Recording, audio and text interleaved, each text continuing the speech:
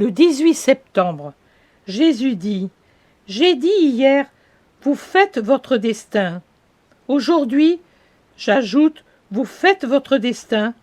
Mais lorsqu'on fait la volonté que le Père propose, on est sûr de se faire un destin de lumière, tandis que si l'on se ferme les oreilles et les yeux pour ne pas entendre et ne pas voir la volonté du Père, et qu'on se ferme l'âme à l'amour qui porte à l'obéissance, en suivant non pas la voie de l'esprit, mais celle de la chair et du sang, attisée par Satan, on se crée un destin de ténèbres qui aboutit à la mort de l'esprit. Maintenant, si tu réfléchis au fait que dans la vie, celui qui aime, que ce soit un enfant, un frère, une sœur, un époux, une épouse, un élève, un subordonné, qui que ce soit, cherche toujours à contenter l'être aimé, tu peux facilement comprendre que ceux qui aiment beaucoup Dieu se conforment à ses désirs, quels qu'ils soient, que ceux qui l'aiment peu s'y conforment moins, et seulement à ses désirs qui ne leur coûtent pas trop de peine. Et enfin, que ceux qui ne l'aiment pas du tout ne se conforment aucunement aux désirs de sa sainte volonté, mais, au contraire, se révoltent, se lançant sur le sentier qui mène aux antipodes de la destination que Dieu conseille, et s'éloignent du Père en blasphémant contre lui. On pourrait donc en conclure, sans crainte de se tromper, que la mesure dans laquelle une créature sait obéir aux désirs de son Seigneur et Père donne la mesure dans laquelle elle aime son Créateur. Celui qui dit aimer Dieu et ne sait pas suivre sa voix qui lui parle avec amour pour le conduire à sa demeure, celui-là ment. Et qui veut-il tromper par son mensonge? Dieu? On ne trompe pas Dieu. Vos paroles ont le vrai sens qu'elles ont, et non le sens que vous leur donnez, et Dieu comprend leur vrai sens.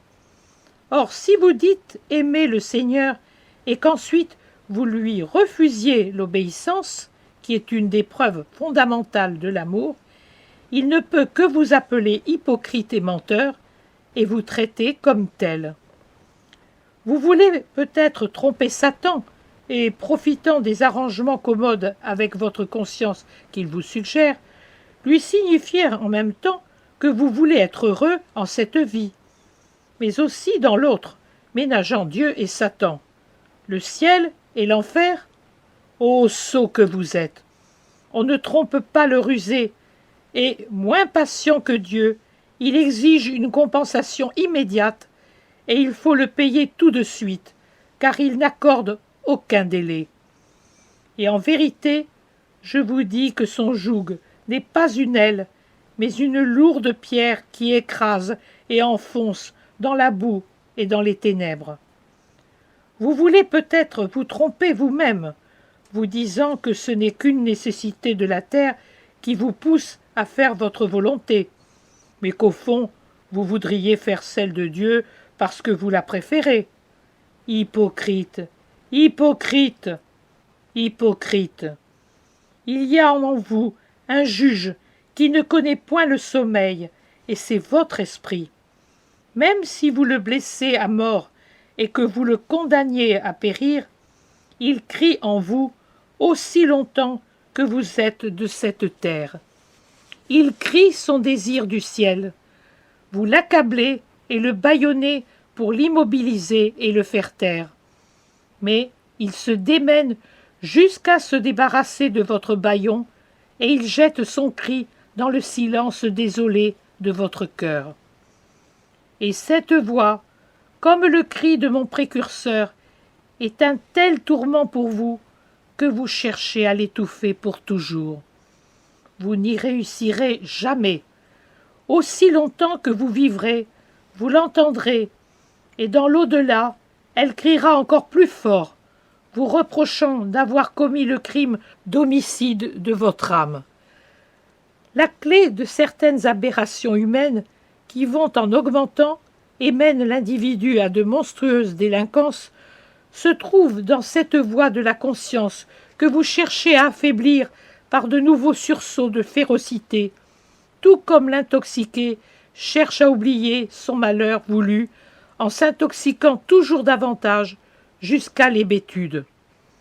Soyez des fils et des filles, mes créatures. Aimez, aimez notre bon Père qui est aux cieux. Aimez-le autant que vous le pouvez.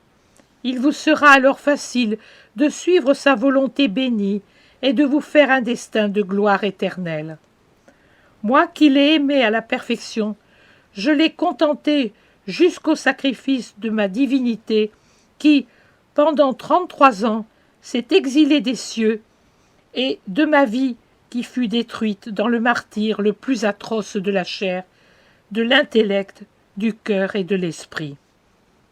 Ma mère, qui vient après moi dans sa capacité d'aimer, aima avec toute la perfection possible à une créature, car, qu'on se le dise incidemment et en réponse à une objection qu'on t'a faite, elle possédait la plénitude de chaque vertu et de chaque attribut, toujours et naturellement en tant que créature parfaite, mais néanmoins créature humaine.